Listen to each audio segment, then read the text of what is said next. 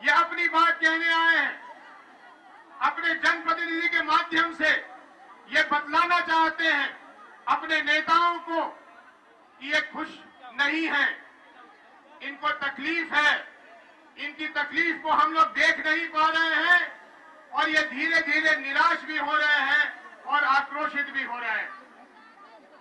जब मैंने इस वेदना प्रदर्शन की घोषणा की तो मुझे लगा था कि सभी लोग पूर्णिया के कम से कम जो निवासी है, जो बिहार के निवासी है, वो मेरा स्वागत करेंगे, वो मेरा सहयोग करेंगे, लेकिन ऐसा नहीं हुआ।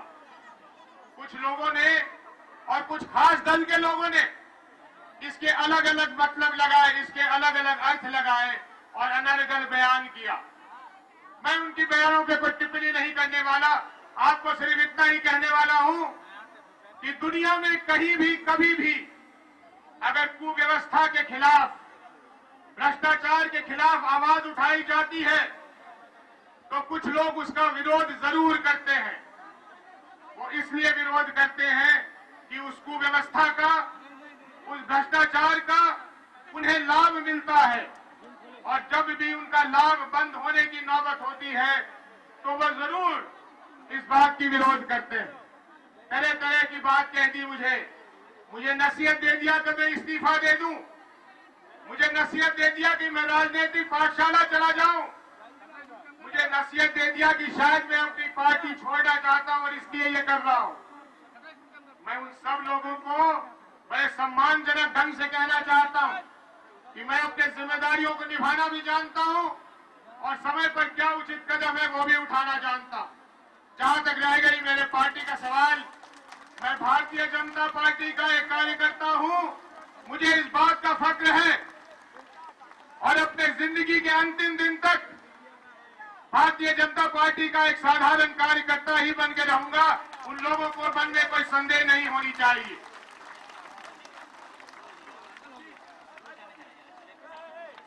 ये वेदना प्रदर्शन क्यों? ये वेदना प्रदर्शन के माध्यम से क्या कहना चाहते हैं हम? इस वेदना प्रदर्शन के माध्यम से हम अपनी सरकार को, अपने नेताओं को बताना चाहते हैं कि हम थक गए हैं आपकी बड़ी बड़ी बातों को सुनकर, अखबारों और टेलीविजन के माध्यम से घोषणाओं को सुनकर, क्योंकि अब घोषणाओं से और अखबार में तरह तरह के जो लुभाने वाले खबरें आते हैं, उससे अब हमारा पेट नहीं भर रहा, उससे हमारे घर के ऊपर हमें छत नहीं मिल रहा और इसलिए समय आ गया है कि आप लोग सतर्क हो जाएं, जग जाएं। मैं फख्र के साथ कहता हूं कि मैं एनडीए का एक सांसद हूं और मेरी ही सरकार चल रही है। लोगों ने कहा फिर अपने सरकार के खिलाफ आवाज कैसे उठाओगे? मेरा एक ही जवाब था उनको कि मैं एनडीए का जरूर हूं, मैं बीजेपी का जरूर हूं, लेकिन सबसे पहले मैं अपने लोगों का प्रतिनिधि हूं और मेरा सर्वोच्च कार्य और मेरे सबसे बड़ा काम अपने लोगों की खुशहाली की चिंता करने की है। मैं लोगों का प्रतिनिधि हूं, जनप्रतिनिधि हूं, नेता प्रतिनिधि नहीं हूं। आजकल देखा जा रहा है कि अक्सर हम में से जो लोग आप लोगों के विश्वास पाकर जगह पे बैठ जाते हैं, वो किसी और की गुणगान करने लगते हैं। वो अपनी जनता को छोड़कर किसी और के करीब हो जाते हैं और ये लोकतंत्र के लिए खतरनाक है।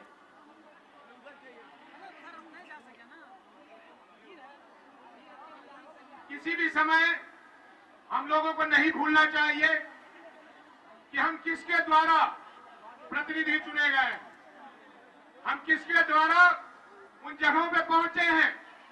वो किसी नेताओं के द्वारा नहीं पहुंचाए गए, वो हम अपनी जनता के द्वारा पहुंचे। विरोध करने वालों ने कह दिया कि इन्हें शर्म नहीं आती, इन्हें नीतीश कुमार ने जिताकर भेजा है। मैं आदरणीय नीतीश जी की बहुत कदर करता हूं, मैं नीतीश जी का आभारी भी हूं। मेरे लोकसभा चुनाव के समय उन्होंने आकर 2 सभाओं को संबोधित किया था। मैं सारी जिंदगी उनका शुक्रिया अदा करूंगा, लेकिन ये मैं कतई मानने को तैयार नहीं कि मुझे उन्होंने जिताया, मुझे क्षेत्र की जनता ने जिताया, और क्षेत्र की जनता ने जो विश्वास दिया उसके साथ मैं विश्वासघात नहीं करूंगा। चर्चाएं हैं पूरे हिंदुस्तान में कि बिहार बदल गया, चर्चाएं हैं सब अखबारों में कि बिहार बदल गया, चर्चाएं हैं लोगों की जुबान पर कि बिहार बदल गया।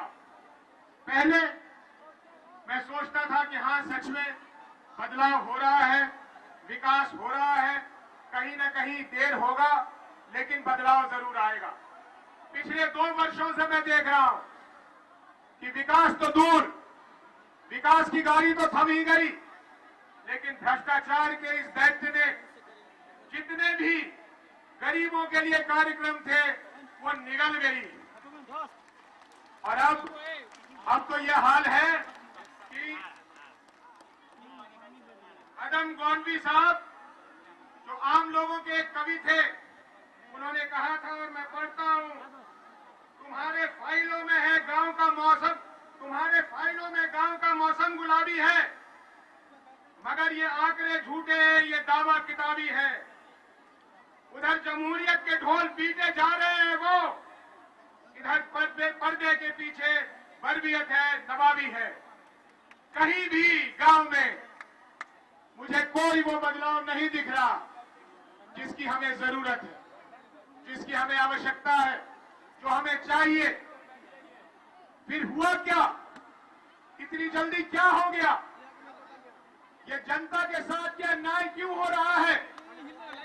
इसका जवाब ढूंढने के लिए ही इस वेदना प्रदर्शन का आयोजन किया गया है, और इसी में आप आमंत्रित हैं। आपकी बातों को भी सुनेंगे हम, अपनी बातों को भी रखेंगे हम।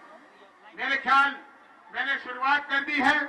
अब मैं चाहूंगा कि इस कार्यक्रम में जो पहले के विधि के अनुसार कुछ लोगों को अपनी बातों को रखना था, मैं उसको रखने देता हूं। आपके बीच में जल्द ही फिर उपस्थित होऊंगा। धन्यवाद।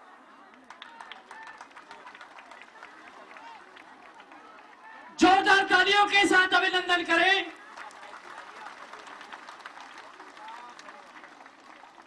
ये कहावत, मैं जल्द आपके बीच वापस आ रहा हूं अपनी बातों को रखने के लिए। एक बात पिछले डॉक्टर सीता सागर जी का जो कविता सुना, जिसमें उन्होंने एक सांस में पूरे पूर्णिया के बारे में शुरू से लेकर आज तक की गाथा सुना दी, वो एक अद्भुत चीज है। मेरे ख्याल से आप में से ज्यादातर लोगों ने ऐसी चीज पहले कभी सुनी नहीं होगी, और इसीलिए मैंने सोचा था कि आप आएंगे तो आपको जरूर मैं कोशिश करूंगा इनकी कविता सुनवाने के लिए। मैं इनको शुक्रगुजार हूं, इनको मैं धन्यवाद देना चाहता हूं कि अपने व्यस्त क्रम में से अपना समय निकाल कर ये यहाँ आई हैं हम लोगों के बीच। मैं ये कहना नहीं चाह रहा था, लेकिन अभी अभी सूचना जो मिली है, मुझे दुख है कि हमारे जिला प्रशासन ने सुरक्षा के नाम पर पूर्णिया में घुसने वाले सभी सड़कों पर प्रतिबंध लगा दिया है, और उसमें हमारे यहां आने वाले हजारों लोग फंसे पड़े। ये कार्यक्रम खत्म होने के बाद मैं उसका जायजा लूंगा, आपको मैं ये बता रहा हूं। लेकिन मैं आपसे पूछना चाहता हूं कि क्या हम लोगों की आवाज इस तरह अगर दबाना चाहें तो कभी कामयाब होंगे?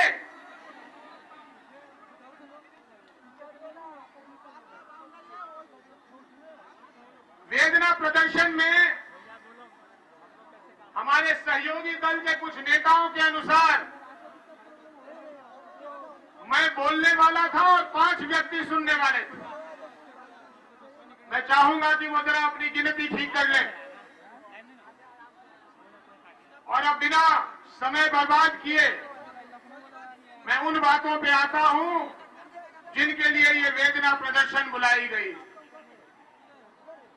आज एक साधारण गांव का दृश्य क्या है?